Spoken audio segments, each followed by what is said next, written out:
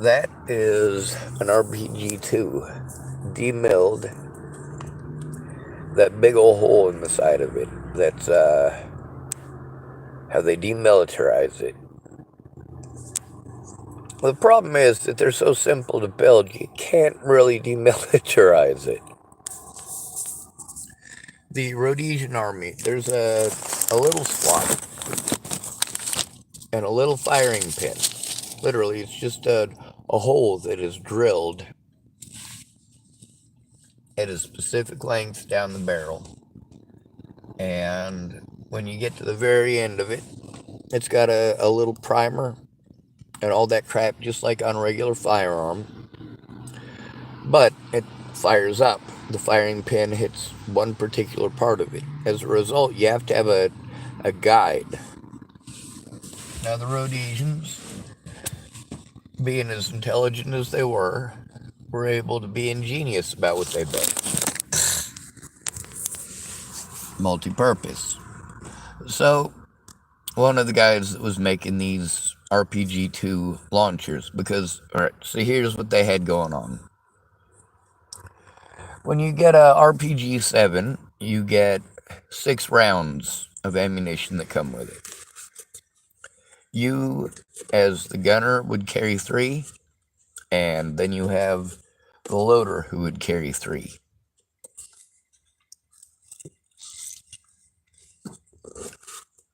So, you could work alone, but you'd only have really 3 rounds in your backpack. Sorry, somebody pulled up next to me and I like Jeeps. Oh. Anyway, they were making RPGs out of just tubes. And they were doing it with a hacksaw. They figured, all right, what we're going to do is we're just going to mount these in vices on the battlefield at predetermined positions where we know that that's a route that somebody's going to be bottlenecked. If anything comes through there, we've got it sighted in already. And of course, they made sure that they did the math and tested it out. And of course, they had a limited amount of nails. What a strange thing to have a limited amount of. Was it that they had a limited amount? I don't think so. I think that's just a part of the story that's real convenient, because they used nails all throughout the construction. One of the other things they were talking about is the how you needed to drill a hole in order to put the nail in. The nail that I'm talking about in specific is at the very front. Now, on an rpg7, there's a guide rail, basically, that makes it so that when you slide the rpg7 into the thing, that it slides all the way to the back, and it has that one little part, that one little firing pin area directly above the firing pin. And if you don't get it lined up perfectly, it's not going to slide in. Now, the rpg2, same thing. The Rhodesian stockpiles that they had were kind of similar. It was basically, it's 2 different types of projectiles, though. That's why the rpg2 is still produced in so many third world countries. It's a lot simpler to make than the rpg7. The ammunition is easier too. They were making their own ammunition out of, pardon me, soup cans and tin funnels. Amazing, right? Now, the part they were doing with the hacksaw, the reason that I bring this up is because they weren't doing this with high quality metal. They were cutting through it with a hacksaw, and they noticed that in some of those places there was a little area, like a little hangnail almost, where they didn't quite hit it on the right area, and they just basically twisted the pipe by hand in order to get the 2 pieces separated. Well, because they didn't want to take the time to sit there with a drill and tap and all that stuff and put something in there to basically line it up right when you first slide it into the tube. They took that, basically the little metal hangnail that was hanging on, and they just heated it up and bent it over so it's pointed down.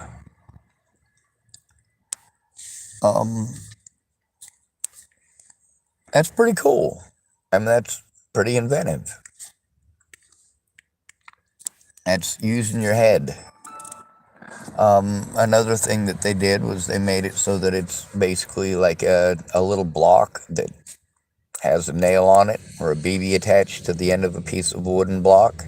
And they used springs, or they used rubber bands. They used pretty much anything that's tension operated, including lengths of wood that they had lashed to it, that basically would put the tension on there to smack it right against the firing pin.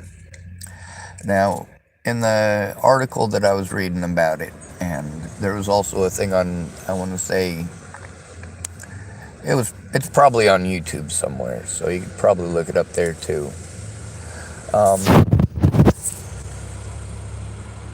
These things are incredibly simple. Like, they've got a really nice looking trigger unit and housing and hand grip and all that you can attach to it, and pretty much comes standard.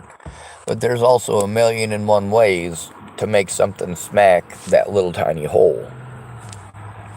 Now, as far as those guys talking about not wanting to drill a bunch of holes, that makes perfect sense to me. The idea that they would drill the hole for the firing pin but didn't have the ability to drill a hole, that part of the story, I was like, all right. You guys definitely had the ability to drill a hole. You were able to line them up so that you could make sure that the firing pin was right where it needed to be. Now, obviously, there's the, oh, well, we had to hammer it through with a nail. No, I was looking at the pictures. It's a little too thick to hammer through it with a nail. That's also going to create an indent there, and that's not going to allow your rpg2 round to slide in. Now, with an rpg2, you didn't get 6 rounds with it, you got 8. So part of the reason for them making their own improvised rpg2s is that they could have all of the pieces of ammunition already set up and already pointed the right direction for in case something happens.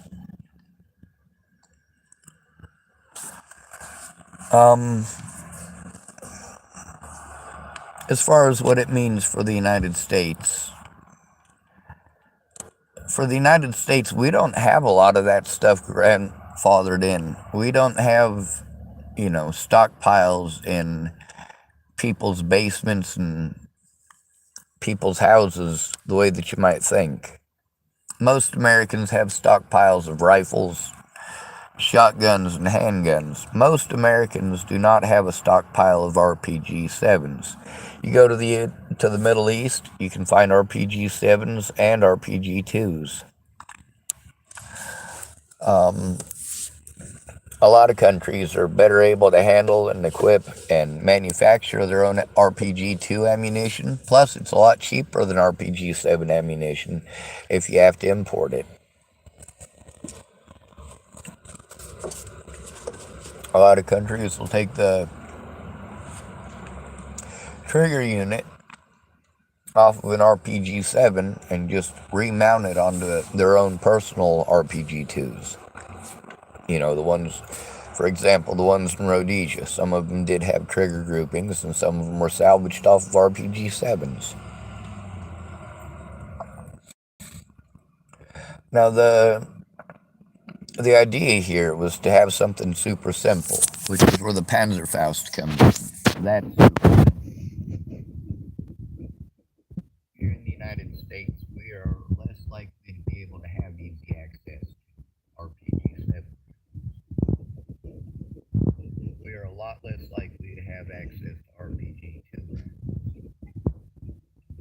If we go to foreign countries, there's a possibility we go on vacation to Africa or to the Middle East or to parts of Asia. We're going to be able to literally buy RPG-7s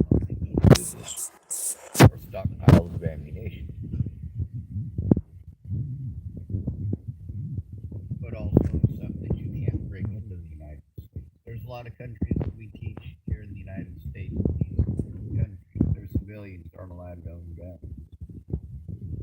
And a lot of those places, the government handed out rpg2s to civilians. That's right. The United States says they're not allowed to own guns. I'm like, yeah, they got one gun that can literally kill you and your entire family from quite a ways off.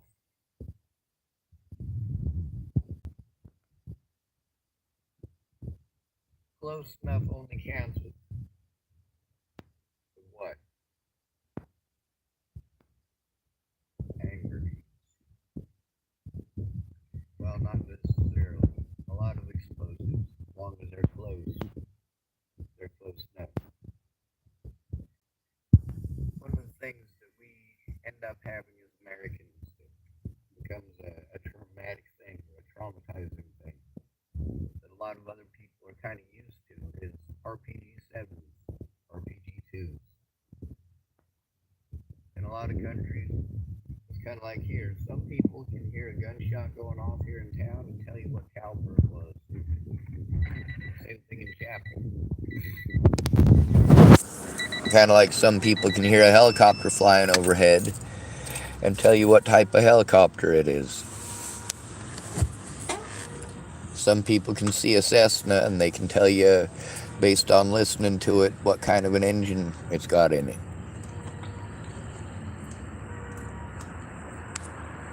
When it comes to explosives, engineering, shop working, and manufacturing, some of the stuff that the Rhodesians did basically ultra simplified the rpg2 design into the most simple components. It's a fucking sawed-off goddamn tube, for Christ's sake.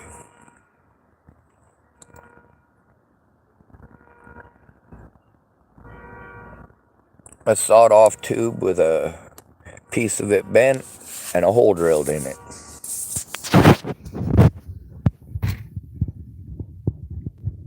That's something that most Americans have the ability to make. Most Americans. One of the biggest issues would be getting a drill press. But you can get mounts that will take a regular handheld drill and basically turn it into a drill press. It's a matter of having the right tools for the right jobs. All sorts of stuff I could use. You know, I've got bits. I got some metal bits. I got some wood bits. I got all sorts of bits. What I don't have is access to RPG-7s or RPG-7 rounds. What I have is a knowledge of how to make RPG-2s and RPG-2 rounds. And I think that's something most Americans should know.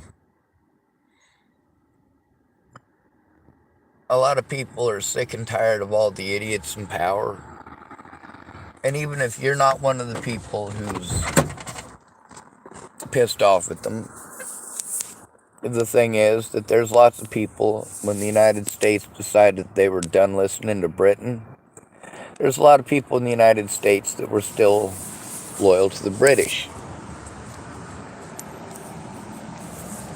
A lot of people. So, just because you think a certain way doesn't mean that everybody else around you thinks that certain way.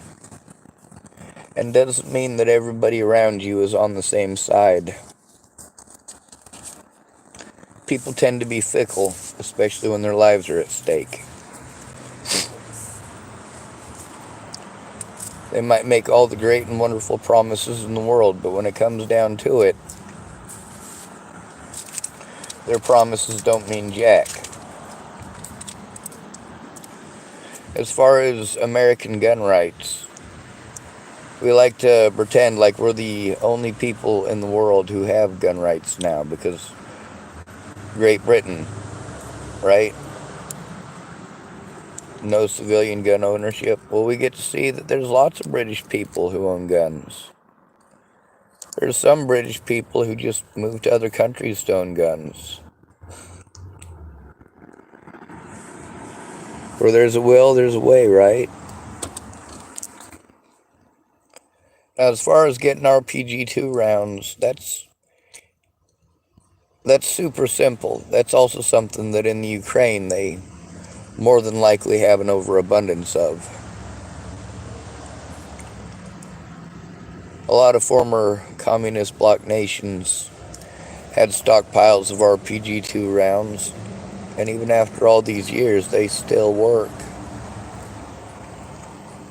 A lot of those rpg2 rounds made by Russia, they manufactured a lot more of them than they probably should have, because when they upgraded to the rpg7, they just never looked back. I mean, they only produced the rpg2 until 1968. However, the rpg7 is still produced today, just so you know.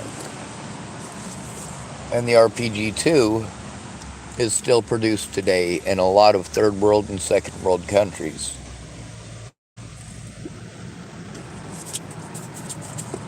Or rather, clones and knockoffs. Now, they've used everything for sights on those things, from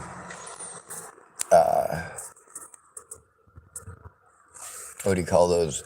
Bungee straps over wooden blocks with marker, to lashing them with coat hangers. Using a coat hanger basically as a bipod. You know, the old metal ones.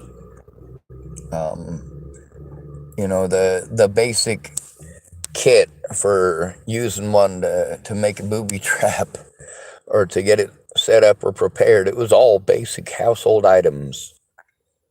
And they were showing the kit used by one Rhodesian, and then they were showing the kit, you know, that a normal soldier would use. And you're looking at the stuff going, man, that guy who's, you know, in Rhodesia, he's got it down pat. He knows how to use his good old-fashioned ingenuity.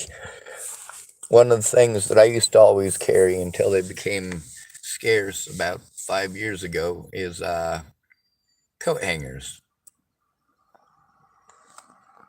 There's a lot of stuff that I've seen people do with coat hangers in a pinch, and I've used them a lot in a pinch. They're insanely useful.